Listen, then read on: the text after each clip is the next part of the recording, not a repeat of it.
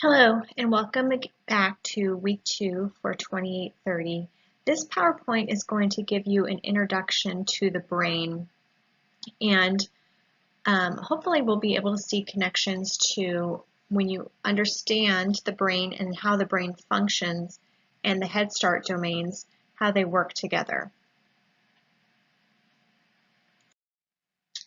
So hopefully by the end of this session, this PowerPoint, you should be able to explain the course structure and schedule. You should be able to identify several core theories in child development, and you should be able to describe the basic functions of the nervous system. Children's brains grow faster in the first few months and years of life than they will at any other time. At birth, infants' brains are about 1/4 the volume of adult brains. The rest of a newborn's tiny body is not even close to 1/4 of their adult size. If it were, the average newborn in North America would weigh about 40 pounds. Children's brains continue to grow, and quickly. A recent study calculated the rate, or how fast infants' brains grow. By the end of their first year of life, children's brains are already 75% of adult size. By age 5, they grow to about 90% of adult size. An important thing to note is that while 5-year-old brains may be 90% of the size of adult brains, this does not mean that the children's brains are 90% finished by age 5. A 5-year-old has much more to learn. For example, when 4 to 5 years old, children can only sometimes control their impulses and still need support from adults. The parts of the brain that control impulses, like the prefrontal cortex, still need more time and experience to develop. Scientists estimate that the brain doesn't finish developing until well into the 3rd decade of life. But by 5 years of age, children have most of their raw materials, like brain cells or neurons that build the brain. Children's brains are uniquely primed to learn from everyday experience.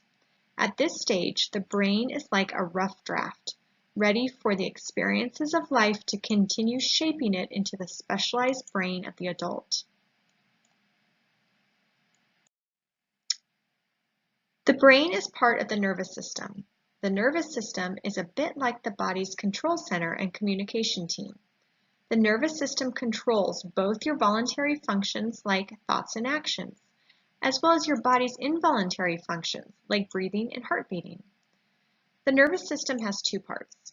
The central nervous system, which is made up of the brain and the spinal cord, and the peripheral nervous system, which includes all of the nerves that carry messages to and from the brain to the rest of the body.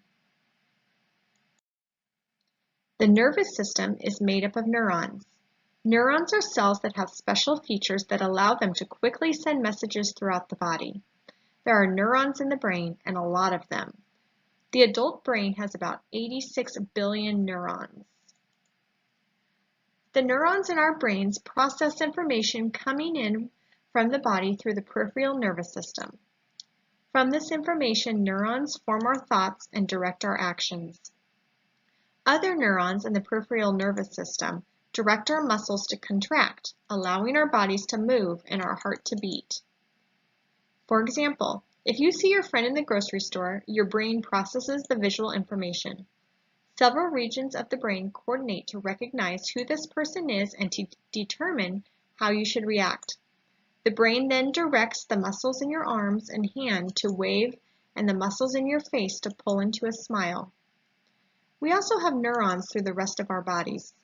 Some of the neurons sense the surrounding world, the sounds, smells, tastes, textures, touches, and temperatures, and translate these inputs into neural messages that travel to the brain.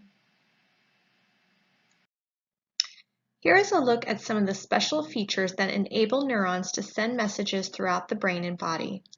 Neurons receive signals from other neurons through a network of intake fibers called dendrites. These signals travel down the dendrites in the form of weak electrical currents until they reach the cell body.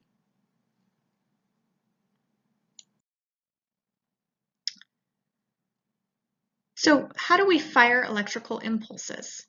Once they reach the cell body, these signals trigger, if they're strong enough, the neuron to send or fire an electrical impulse.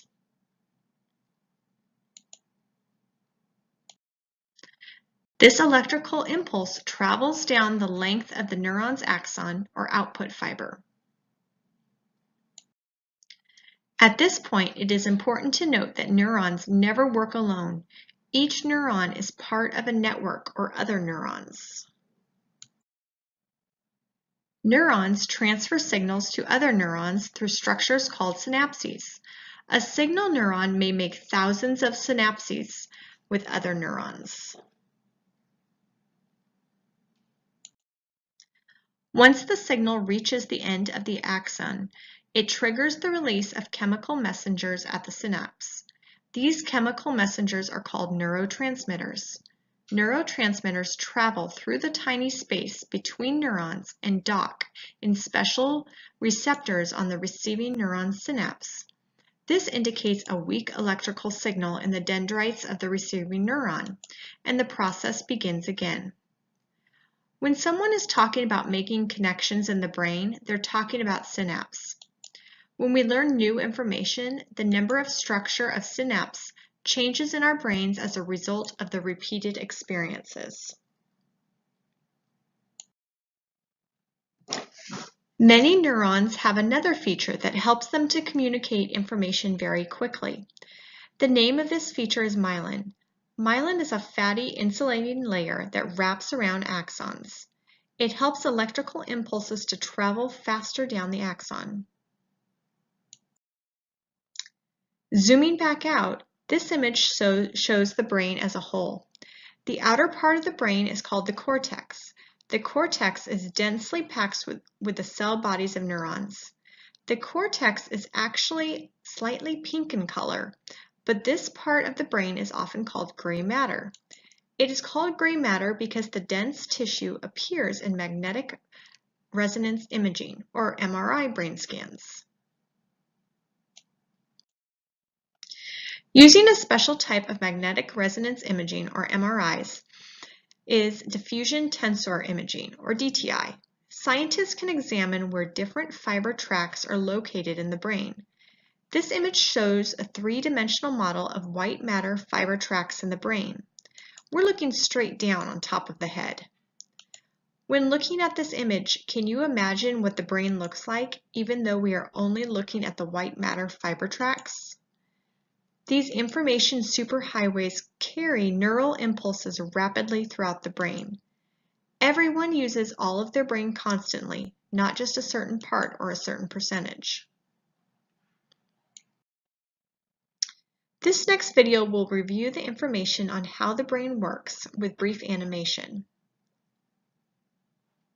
Go ahead and pause and click on the video icon. The brain has different functional and structural regions.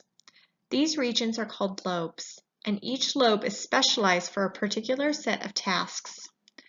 For example, the occipital lobe processes visual information.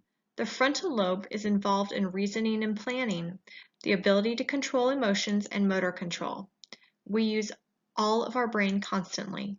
Your brain works continuously, rapidly sending information between these different regions via fiber tracts and determining what you should say, do, and feel at any given moment.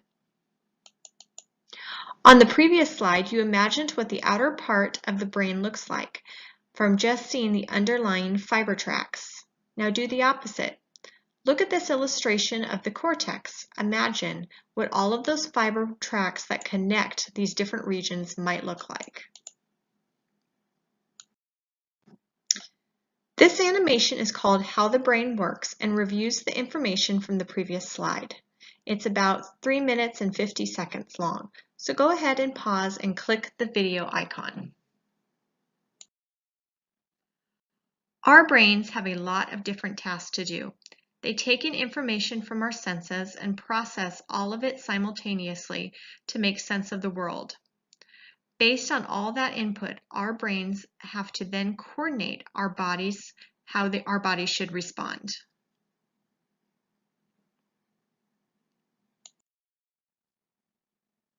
So this check is to review the material from the brain section of this PowerPoint.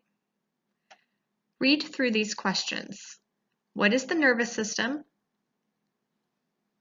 And what is its primary function in our body?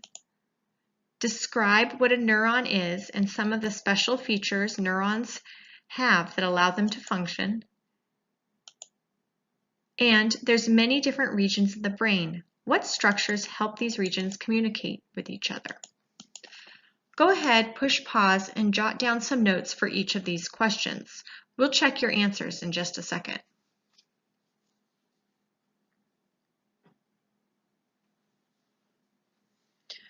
Okay, welcome back. So what is the nervous system and what's its primary function? The nervous system serves as the body's control center and communication team. The nervous system controls both voluntary functions like thoughts and actions, as well as the body's involuntary functions like breathing and heart beating. Number 2, neurons are a type of cell that has special features that allow them to quickly send messages throughout the body. Some of the parts of a neuron are the dendrites, which are the input fibers, the axons, which are the output fibers, the synapses, which are junction points within other neurons, and bundles of myelinated axons called fiber tracts connect the regions of the brain.